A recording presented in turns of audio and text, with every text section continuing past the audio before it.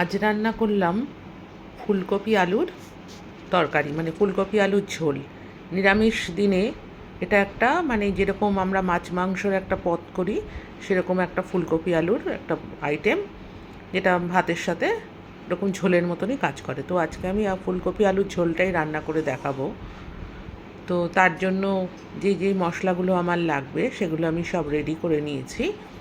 আমি প্রথমেই ফোড়নের জন্য নিয়েছি তেজপাতা, গোটা গরম মশলা, লঙ্কা, শুকনো লঙ্কা, গোটা জিরে, এগুলো নিয়েছি। তার সাথে মশলা হিসাবে নিয়েছি ধনের গুঁড়ো, জিরের গুঁড়ো, আদা বাটা, কাঁচা লঙ্কা, টমেটো, এগুলো নিয়েছি। আর তার সাথে আলু কেটে নিয়েছি ডুমো ডুমো করে, আর তার ফুলকপি তো আছেই, ফুলকপিগুলো কেটে নিয়েছি।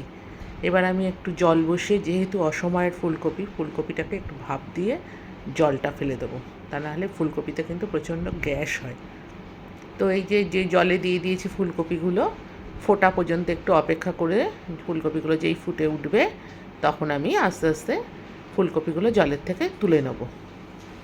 তো আমার এই ফুলকপিগুলো কিন্তু ফুটে গেছে, আমি আস্তে আস্তে জলের থেকে তুলে নিচ্ছি। এভাবে সব ফুলকপিগুলোকে তুলে নেব। আমি আলুটাও একটু ভাপ দিয়ে নিয়েছি, কারণ আলুটা একটু ভাপ দিয়ে সেদ্ধ করে আমি আলুটাও রেখে দিয়েছি আলাদা করে। এবার কড়াইতে তেল দিয়ে আমি ফোড়নের জন্য যেটা রেখেছি সেটাও তো দেবো একটু পরে। তার আগে আমি ফুলকপিটাকে একটু ভেজে নেব। ফুলকপিটার মধ্যে সামান্য একটু হলুদ দিয়ে, আমি এই সময় নুনটা দিইনি, সামান্য একটু হলুদ দিয়ে ফুলকপিটাকে মোটামুটি একটু লাল লাল করেই ভেজেছি।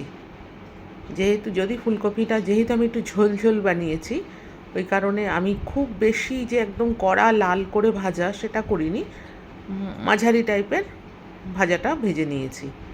তো দেখো এই যে কেমন ভাজাটা আমি করে নিয়েছি। তো ফুলকপিটা ভাজা আমার হয়ে গেছে মোটামুটি।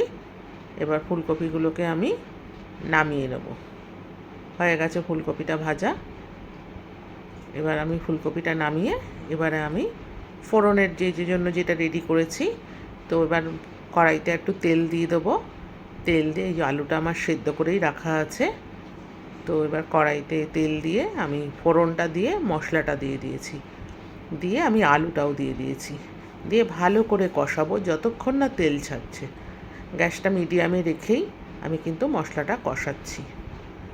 তো মশলাটা কষছে, দেখো ভালো করে মশলাটা কষতে, এর সাথে কিন্তু আলুটা ভাজাও হয়ে যাচ্ছে।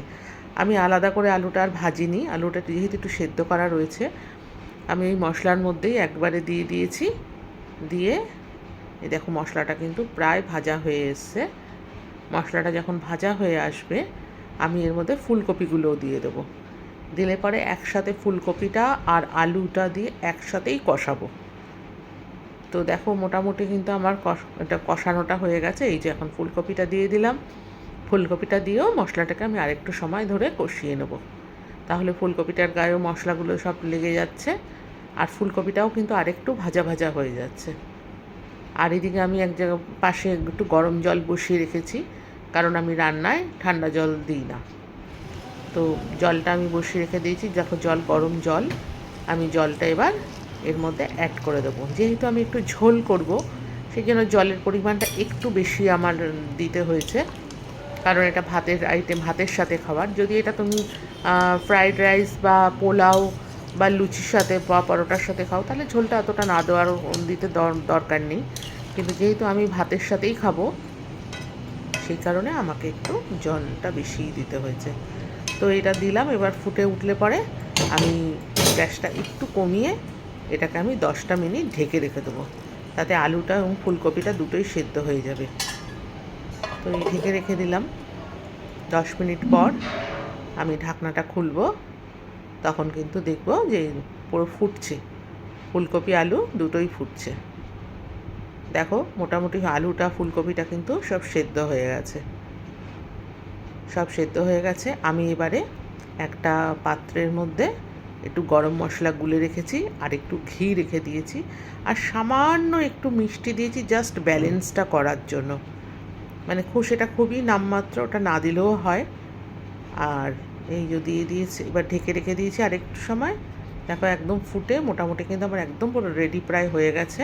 এখন একটু ঘি গরম মশলা দেবো, দিলেই আমার রান্নাটা একদম রেডি।